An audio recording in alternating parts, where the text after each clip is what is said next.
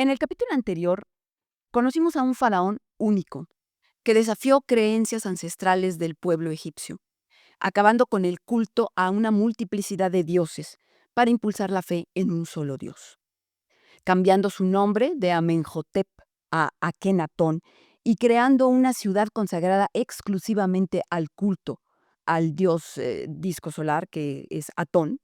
El faraón acaba con el poder del clero del anterior dios principal, que era el dios Amón, que había sido elevado a esa posición por la dinastía número 18, que era la misma dinastía a la que pertenecía Akenatón, y que esta dinastía además había privilegiado a los sacerdotes del culto al dios Amón con enormes riquezas que de alguna manera lo habían convertido en un poder paralelo al poder del faraón. Así pues, la reforma atoniana, o mejor decir, la revolución atoniana o amarniana, que se llama así porque la ciudad nueva del dios Atón, Aketatón, estuvo en donde hoy está la ciudad de Amarna, tiene más un trasfondo político detrás de lo religioso, porque en Egipto, religión y política iban de la mano. El culto a este nuevo dios, a este dios nuevo en cuanto a que ahora ya es el único dios y es el único, el dios más poderoso. El culto a Atón va a ser tan inédito como lo es en sí su contenido. En el culto de Amón, en los templos construidos a Amón, empezando por el de Karnak, que era el santuario principal en la ciudad de Tebas, eh, el templo era una fortificación construida para custodiar la imagen divina del dios, que se encontraba en la parte más profunda, oculta la estatua, en lo más recóndito del templo. De hecho, los templos de todos los dioses, no nada más el de Amón, estaban construidos en una estructura longitudinal en que se iba pasando progresivamente de una sala a otra, y conforme se pasaba a la siguiente sala, se iba haciendo cada vez más pequeño el espacio y más oscuro, hasta llegar al Sancta Sanctorum, al lugar donde se encontraba la estatua del dios, a donde solo podía entrar el sumo sacerdote del dios y el faraón. Ahí se guardaba la estatua del dios y ahí se atendían las necesidades del dios, y era el lugar más oscuro. En los templos de Atón también tenían los templos una estructura longitudinal en donde se pasaba de una sala a otra, y donde en la última sala se llevaba a cabo toda la liturgia dedicada al dios, al dios disco solar, al dios Atón. Pero todas las estancias estaban al aire libre, no tenían techo para que entraran los rayos solares, porque ese era el dios, era el disco solar. Entonces no era una sucesión de salas oscuras.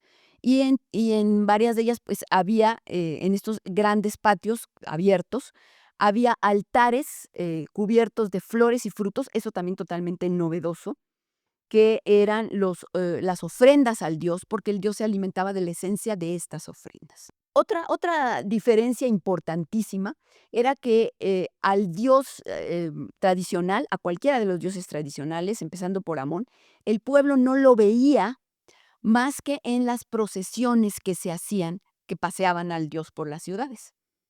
En cambio, Atón no había una imagen para poder verlo.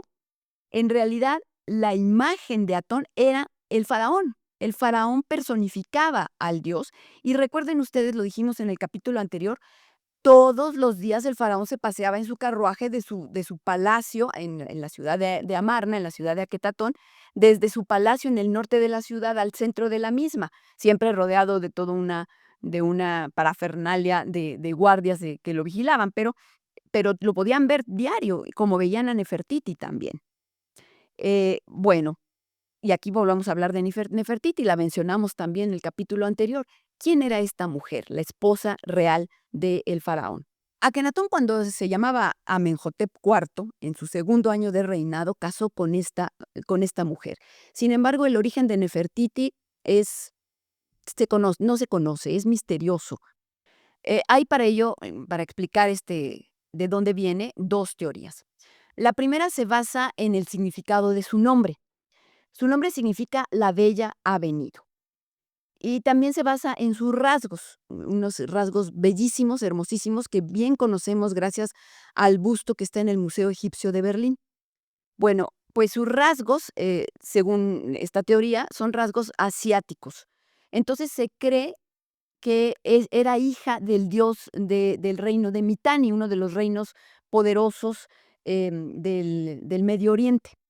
Bueno, parece ser que Amenhotep III, el padre de Akenatón, había hecho un acuerdo matrimonial con el rey de Mitanni para que el hijo del faraón, o sea, nuestro Akenatón, se casara con una hija de ese monarca, una chica llamada Taduquepa, y que cuando Taduquepa llegó a Egipto se cambió el nombre por un nombre egipcio, y ese nombre egipcio pues es Nefertiti. Esa es una teoría. La teoría 2 es que en realidad era originaria de Egipto y de hecho hija de un importantísimo funcionario de la misma corte de Amenhotep IV, o sea, de Akenatón, que se llamaba Ay, y que fue faraón después del hijo de Akenatón, después de que reinara el hijo de Akenatón. Fue él el faraón. Bueno. En realidad no importa el origen de Nefertiti, lo importante es que tuvo un papel muy activo en el culto a Atón. Akenatón, de hecho, no emprendió ni un paso de su reforma sin ella.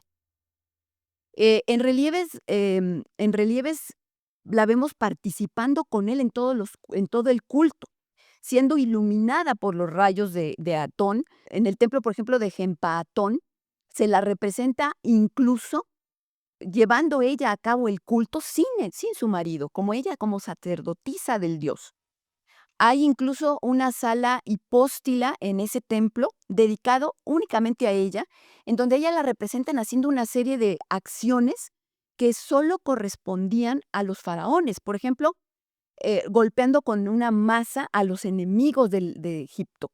Acuérdense que el faraón, lo dijimos en el capítulo anterior, el faraón tenía como responsabilidad mantener el orden, la Ma'at en Egipto, combatiendo todas las fuerzas del caos. Una de esas fuerzas del caos eran los enemigos externos. Entonces, una forma de representar al faraón combatiendo el caos era siempre golpeando con su masa a los enemigos de Egipto, y así se le representa a Nefertiti. Entonces, su papel era bien importante. También recuerden que a ella se le hacían en el templo, en este mismo templo, el de Genpaatón, se le hacían esculturas monumentales representada con los atributos, particularmente esa corona azul de copa plana de su famosísimo retrato, que son atributos de la diosa Tefnú, la diosa de la lluvia, del agua, que era una de las diosas, era una de las participantes de esa triada creadora del universo. Entonces, bueno, pues el estatus de ella era un estatus prácticamente divino. Otro ejemplo, se la representa en las estelas fronterizas que conmemoran el primer año de la fundación de Aketatón, la ciudad de Atón, Amarna. Se la representa del mismo tamaño que el faraón. A las faraonas y a los hijos del faraón y a cualquier otro se les representaba mucho más pequeños porque el faraón era lo más importante. Aquí a ella la representan del mismo tamaño para indicar que tiene el mismo estatus divino que el faraón. Hay indicios, no solamente de que era muy importante esta mujer, sino de que ella era, después de Akenatón, la cabeza detrás de la reforma amarniana.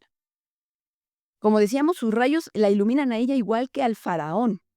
Y no nada más ella era importante, sino la relación entre ellos era importante.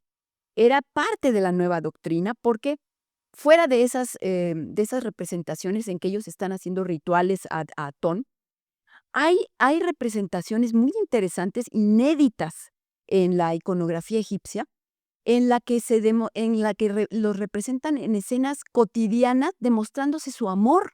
Por ejemplo, dándose la mano, ella sentada en su regazo o incluso metiéndose ambos en la cama. Entonces, es una iconografía que no existía. Y esta iconografía incluye a la totalidad de la familia real. Akenatón y Nefertiti no tuvieron hijos varones, puras niñas, 6 hijas. Bueno, pues hay relieves que representan a estas niñas, sobre todo a las 3 primeras, con sus padres, comportándose como padres comunes y corrientes, jugando con ellas, demostrándoles su amor, besándolas. O sea, algo que nunca antes se había visto. de tal manera que pareciera no pareciera, sino que se consideraba que la familia real era como una sagrada familia en la religión de Atón, similar a las familias de dioses que había antes en la religión tradicional egipcia. Entonces es interesante. Bueno, de hecho, hubo todo un culto en esta religión a la familia real, a la monarquía. Es un rasgo de la nueva reforma. El monarca, acuérdense, primero era hijo del dios, después ya encarnación del dios, que regía y corregente del dios Atón, que así como su padre regía el cielo, el faraón regía la tierra. Además de ser su único profeta, decíamos que era el único sacerdote. Bueno, déjenme decirles que aquí hay una cosa importante. Se supone que era el único sacerdote, pero pues en realidad todas las funciones del faraón pues imposibilitaran que todo el culto lo llevara a él. Así que al cabo pues tuvo que transigir, caer en una costumbre anterior de la religión tradicional y aceptar que hubiera un sumo sacerdote de Atón. Pero bueno, lo que sí es que la religión solo era revelada al faraón y quien quisiera acercarse a rogarle a Atón tenía primero que adorar al faraón y a su familia. De tal manera que incluso en las casas de la gente común, en sus altares familiares tenían hasta imágenes de la familia real. Por supuesto, Akenatón tuvo opositores, su reforma tuvo opositores y no solo en el clero de Amón. Había prácticamente la nobleza, eh, la élite noble, pues que además estaba ligada de alguna manera al culto a Amón, pues no estaba de acuerdo con la reforma. Y por eso hacía falta todo un aparato de seguridad para el faraón. No solo estamos hablando de esa escolta armada que ya habíamos comentado, lo seguía cuando iba camino del palacio al templo principal del dios, sino también de fuerzas paramilitares que ocupaban toda una manzana en la parte trasera del palacio. Estamos hablando de puestos de avanzada en toda la ciudad y estamos hablando de patrullaje del desierto alrededor de Amarna, de Aketatón, en prevención de posibles ataques. Akenatón se había encargado de asegurar que su burocracia, que sus funcionarios, la gente más cercana a él fuera confiable. Y para eso no le dio esos puestos a esta nobleza, por supuesto que no, sino que encumbró de alguna manera a gente de clase media que le debiera todo a él, que le debiera su puesto, y que entonces le fuera totalmente fiel, totalmente leal. Y sin embargo, aún así desconfiaba de ellos porque nombró una guardia personal de puros extranjeros para asegurar que no tuviera ningún resentimiento en su contra. Hubo funciones, especialmente la política exterior, que Akenatón descuidó tremendamente, descuidó el imperio que heredó de sus antecesores. Nubia, ya habíamos dicho que se había extendido el reino por el sur hacia Nubia, lo que era el reino del Kush. Esa no tenía problema porque era gobernada por los mismos egipcios, como si fuera una colonia de Egipto. El problema fue hacia el noreste, hacia el Medio Oriente, el Próximo Oriente, porque allí el control era parcial. Había, por supuesto, muchas ciudades-estado eran vasallas de Egipto, pero Egipto les dejaba que se gobernaran como siempre se habían gobernado y que siguieran su vida como siempre. Eso sí, siempre y cuando le juraran lealtad al faraón y pagaran el tributo anual. Y de alguna manera el faraón aseguraba la lealtad de esos vasallos dándoles regalos frecuentes, regalos que tenían que estarse entregando continuamente. Eso por un lado. Y por otro lado, acuérdense que empezó a entablar relaciones diplomáticas con otros reinos muy poderosos de Mesopotamia, como Mitanni, de donde se supone que era Nefertiti, según una de las teorías, Asiria, Babilonia. De entre estos reinos, el más poderoso era Egipto por su ejército, pero también mantenía esa hegemonía de la región porque obsequiaba con oro regularmente a los monarcas de estos otros reinos. El problema fue que Akenatón dejó de entregar estos regalos. Eso por un lado. Y por otro lado, apareció, no en su época, desde antes, apareció en el horizonte otro jugador en el tablero. Los reinos hititas que estaban establecidos en lo que era la península de Anatolia, lo que hoy es Turquía, y que eran una potencia en ascenso con ambiciones imperialistas. Ese fue el problema y ellos fueron los que rompieron el equilibrio, porque en primer lugar empezaron a conspirar contra Egipto, convenciendo a los vasallos, a los estados vasallos de Egipto que se le voltearan, que se rebelaran al dominio egipcio y que se volvieran sus aliados, los aliados de los hititas. Y por otro lado empezaron a expandir sus fronteras, invadiendo a los reinos que de alguna manera eran aliados de Egipto.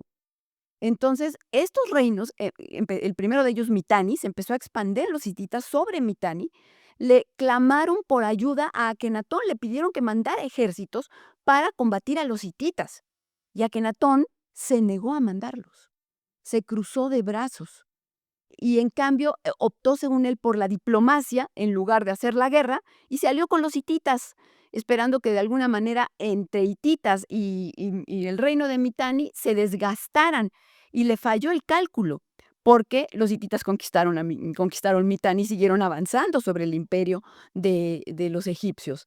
Y se convirtieron en una potencia hegemónica en la zona y Egipto terminó perdiendo influencia y dominio sobre la zona. Estos fueron los grandes errores de Akenatón. En el año número 12 del reinado del faraón, muere Mequetatón, su segunda hija, y la pareja se sume en el dolor. Al mismo tiempo, en ese año, cosa muy extraña, Nefertiti desaparece de los registros oficiales y no se vuelve a saber de ella. Y de hecho, su papel en las ceremonias oficiales lo va a retomar su hija mayor, Meritatón. ¿Qué pasó con Nefertiti? Es un misterio. Hay teorías.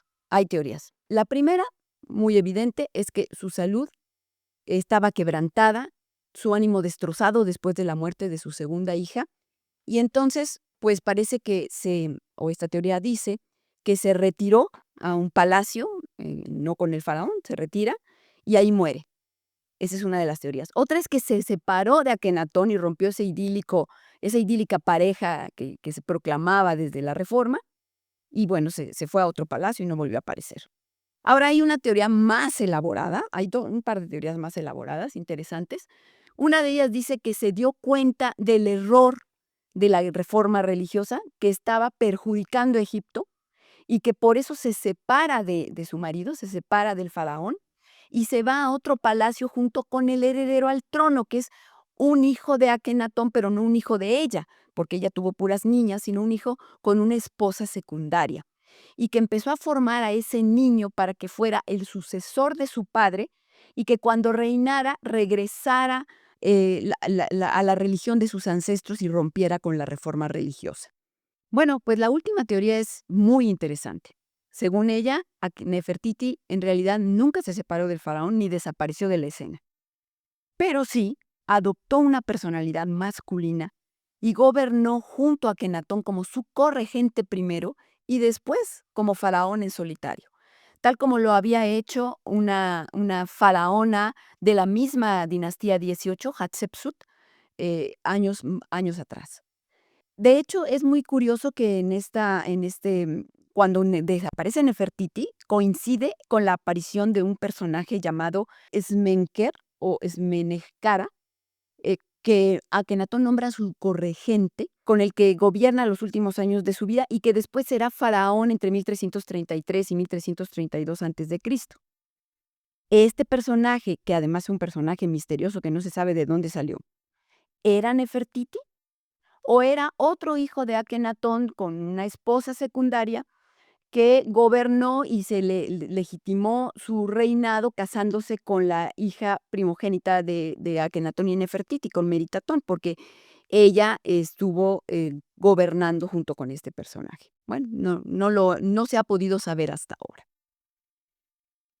En el año 17 de su reinado muere Akenatón y sume al país en la confusión. Partidarios de Amón estaban entonces al acecho, estaban esperando que el faraón muriera para de alguna manera devolver el culto a los antiguos dioses y la preponderancia del dios a Amón. Para ello necesitaban que llegara al trono un príncipe de la sangre real, sí, un pariente de Akenatón, sí, de preferencia un hijo de él, pero tan joven que pudiera ser manipulable, fácilmente influenciable por ellos. Y lo consiguieron en un jovencito, hijo de una de las esposas secundarias de Akenatón, de 9 años, a quien casan con la tercera hija de Nefertiti y de Akenatón, que se llamaba Angesenpaatón. Este muchacho se llamaba Tutankaton. Apenas unos meses transcurrieron cuando empezó a haber cambios radicales. El jovencito sacó un decreto condenando las políticas de su antecesor, cambió su nombre de Tutankaton a Tutankamón, ojo, seguramente ya lo conocemos, restauró los cultos tradicionales, devolvió a los templos la riqueza y todos los ingresos que originalmente estaban destinados al culto de Atón, y finalmente dejó a Aketatón, la ciudad de Atón, para trasladarse a Menfis desde donde empezó a gobernar. En pocas palabras, la reforma de Akenatón llegó a su fin. Akenatón no fue un loco ni un iluminado. Su reforma religiosa respondió a un problema político que ya preocupaba a su padre y a su abuelo antes que a él: cómo reducir el enorme poder y riqueza del clero de Amón, el dios principal, y sabían que la solución debía ser religiosa. Ya Amenofis III, Amenhotep III, había tomado dado los primeros pasos, impulsando el culto a un dios solar. Amenhotep IV, su hijo, lo que hizo fue realmente sustituir a Amón por otro dios, solo que radicalizó su postura y terminó eliminando a Amón y a los demás dioses para impulsar el culto a un solo dios, convirtiéndose en el primer monoteísta de la historia. Aunque cabría preguntarse hasta qué punto era un monoteísmo, porque finalmente este culto endiosaba al faraón mismo. Entonces, de alguna manera repartía el mundo entre una región celeste en donde Atón era el señor y una región terrestre que controlaba su corregente, que era el faraón, que era Akenatón. En fin, el sueño amarniano fracasó por varias razones. En primer lugar, porque pretendía imponer su dogma a toda la población que estaba muy arraigada a sus creencias y a sus antiguos dioses. Y porque este dogma era elitista, era exclusivista, era del faraón y de su esposa, y difícilmente alcanzó otros estratos sociales, muchísimo menos los estratos más bajos. El pueblo siguió creyendo en sus dioses a pesar de que había agentes del faraón persiguiendo la religión. Akenatón fue declarado hereje, su nombre borrado, sus imágenes destruidas. Los templos a Atón fueron desmantelados y Amarna derruida hasta sus cimientos. Los materiales fueron reutilizados para otras construcciones. Los autores de esta Damnatio Memorae esperaban que el faraón hereje y su reforma se sumieran en el olvido para siempre. 5000 años después, la arqueología ha devuelto a este extraordinario personaje a la luz de Atón. Si les gustó este podcast, síganme en mis redes sociales y suscríbanse a este nuevo canal de YouTube de la Caja de Pandora Historia. Gracias.